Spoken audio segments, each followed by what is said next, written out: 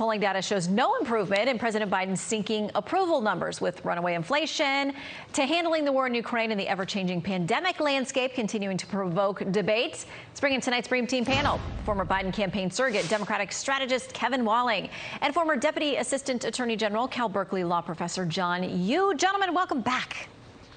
Hey, Shannon. Hey, Shannon. Good to see you.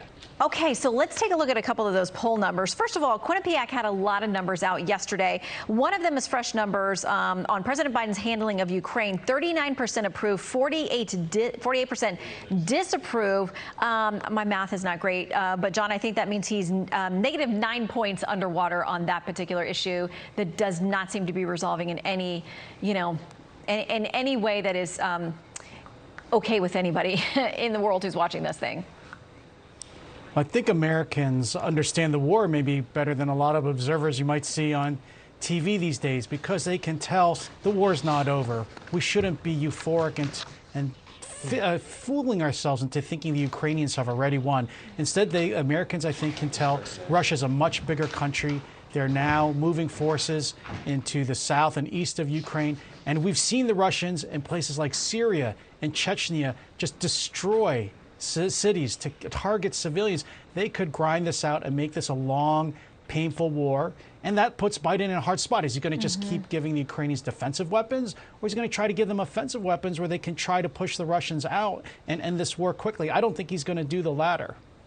Well, when you poll on specific issues from immigration to the economy to Ukraine, the president is underwater on just about everything. But let's look at overall ratings. He's underwater there, too. But a place he's taken a huge hit is with the Hispanic voters and potentially people who could make a difference in the midterms. 26% approve, 54% disapprove. Kevin, that is a tough number going into the midterm elections. It absolutely is, Shannon, and there's no sugarcoating that. We have got to do a better job of engaging with Latinos across the country. They were foundational to the president's win in 2020, in flipping the House in 2018, and will be critical in holding the House and the Senate in 2022. You think of states like Nevada, even states like New Hampshire that have a now growing Latino-sized population. States like Georgia, states like Texas, you have a key governor's race down there.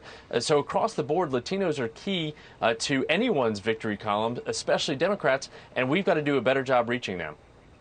So, okay, let's talk about this now, because COVID continues to be in the news. Title 42 going away at the border, which was a method used during the pandemic to turn away people because of the health emergency. But also this news that the mask mandate on public transportation is going to continue. A lot of people having trouble squaring those two things, including Democratic Senator Kyrsten Sinema. She says the administration's extension of public health emergency authorities, talking about you got to keep your mask on, proves the need to delay lifting Title 42 to protect the health and safety of Arizona communities and migrants. Kevin, I'll let you start off with this one. So is the pandemic over so Title 42 can be over, or is it not over and we got to keep wearing the masks on public transit?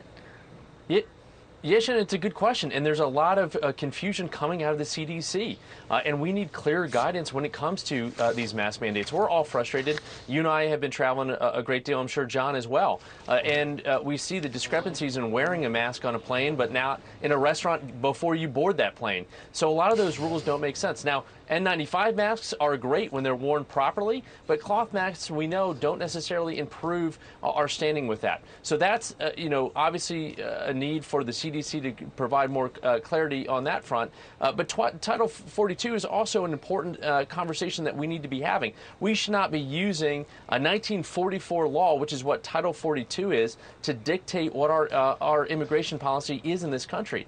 I encourage Republicans and Democrats, Senator Sinema, who's speaking out about Title 42, if you're frustrated about this situation, let's pass comprehensive immigration reform. Let's surge resources to the border to deal with these massive numbers of migrants coming across the border. Let's not showboat, as we saw with the Texas governor dropping off migrants here in Washington, D.C. Let's not showboat like we see with Governor DeSantis calling up Florida troops. Let's actually pass comprehensive immigration reform in this country. Well, neither party has seemed to have the stomach to actually get that done. But in the meantime, John, average Americans feel like the rules are bent and changed based on what the person in authority wants them to be when it comes to COVID.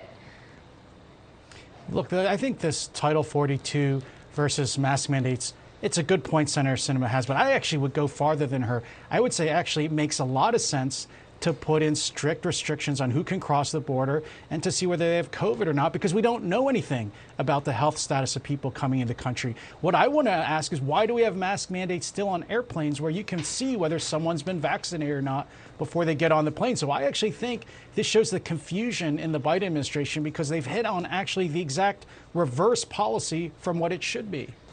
But John, let me ask you quickly. You're not saying you think a vax passport should be necessary to travel domestically?